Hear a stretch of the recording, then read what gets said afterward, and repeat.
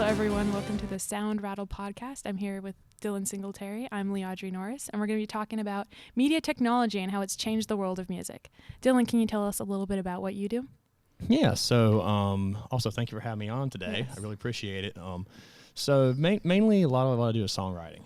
I love to write. I probably write about 5 songs a week, 200 songs in probably 6 months. Wow, so that's a lot. I'm always writing no matter what, whether I'm writing down lyrics on a sheet, whether I'm always keeping them on my phone, whether I'm just making a random voice memo. I'm always thinking of different songs. Always. I'm also a producer, so I love to produce music mainly for other people. Just because I've lived the artist life, I've lived the touring life, and it's not meant for everybody. Yeah. A lot of long nights on buses, on vans, and like cramming 5 people and instruments and gear and luggage into a small van. But me being a producer, I love it because I'm able to give artists the tools and the songs that they can basically help them craft their vision out there. And also I'm able to kind of, again, play music and be part of music without having to be an artist like a lot of people are, just because that is a hard life. Yeah. It really, really is. So talking about media technology, how do you feel that that's, just off the top of your head, made an influence on your music? So a lot of it is, back in the day, you would have to have a $50,000 console at least. Most of the time, it'd be closer to like $100,000, honestly. And you would need that all the time, and you need a big studio. You would need $1,000 microphones, and that'd be like that times 5 or 10. It just depends what you were doing. But however, with that now and new technology, that's made it to where it can be done in anyone's bedroom, basically. Right. Kind of the idea of kind of like the bedroom producer. And so something like this is called an Apollo Twin. This is basically the industry standard, most powerful in the business. This is around $1,200. Oh, wow. And so, yeah, it's small, but like it has some weight to it, but it's still portable enough you can carry it anywhere. And so it has computer processing in it as well. And so, again, it kind of helps your computer take some weight off your computer processing power to make any music you want to make. There's a lot of artists today that this is basically what they use because everything is in your computer. Right. You know, it makes me think of that guy who did that song, How Can I Forget? You know, he went viral, and he created that song like off his iPod, and it was all just music that he made like with his mouth and like maybe a guitar or something like that. And so it really is amazing how anyone can kind of become a star these days just through music. All right, so moving on to like how technology has truly changed the music industry, let's talk a little bit about song royalties and what role that plays in today's world. Yeah, so back in the day, you could really make a living just off of touring and album sales. Back in the day, you could do that, which back then an album roughly only costed around maybe $6,000 to produce.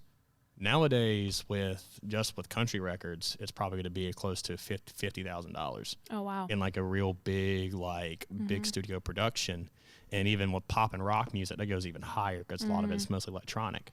And so you're looking at probably about $70,000 to $90,000 for a lot of albums. I think I remember a couple of years ago, Katy Perry, her album, they talked about how it took so much time and effort and money to produce. Because all these producers, big producers that I think of on top of my head, I think it was Chris Lord-Alge. He's produced stuff from Carrie Underwood to Metallica to even in like One Direction, and again with Katy Perry, and him having all this experience of producing and production, he's like, yeah, I'm going to charge you what I'm worth because he's had some experience with it, and so much people want him to produce. It's kind of the idea of supply versus demand. And so, but also at the same time, that's why studios are going out of business, because you have people who can produce a full album using something like this in their bedroom. And so studios now have to find different ways to make money. Yeah. And so they have to, again, that's when you have deals with record labels, which basically, in my opinion, are just banks, in my opinion. And then you also have issues with people in streaming deals. Yeah. And so what happens is that with streaming companies like Spotify, Apple Music. One I think of is Pandora, which is a little different how they're structured. Amazon Music, all their streaming websites. The money they pay for streams is abysmal. So it's kind of a double-edged sword. While streaming is good for new artists and getting their name out there, it's also bad for artists who are in the middle. So for example, the most streamed song at one time was Thinking Out Loud. That song had over 3 billion streams, billion with a B. And so, and the song and songwriting and royalties for streaming is about, if I'm correct, according to last time I looked at it, it was about 0.03 cents a share. Wow. Or 3.0 cent, 0.03 cents. Jeez. A stream. And so if you're 3 billion streams, that's still a lot of money. Yeah. Only with that much money. But the thing is where playlists come in. And playlist artists like Ed Sheeran, that's where all the playlist curating is going to go to. Right. That's where all of it's going to go. For example, a song that I wrote, it's called Let's Drive. I wrote it with my best friend Grayson Campbell and then artist Bonnie Lang. And with that song has, I think it has roughly 1,000 streams. Oh, wow. On it. Yeah, it has That's like 1,000 great. streams. But I'm also only have songwriter royalties. And so songwriter royalties, that means my cut of that song stream is cut from the normal amount. Oh, because you have different royalties. And so what it does is that it basically makes songwriters not really that relevant anymore. But at the same time, it also has pushed, because songwriters can't make a living off of just one song unless it hits number one. That's another story. But if it's just one song, that's why you have people constantly putting out content all the time, because it turned from quality to quantity. They think if you just flood the market with your content, similar kind of idea that I think we're in kind of we're flooded with content. We have content from social media, content from television, content from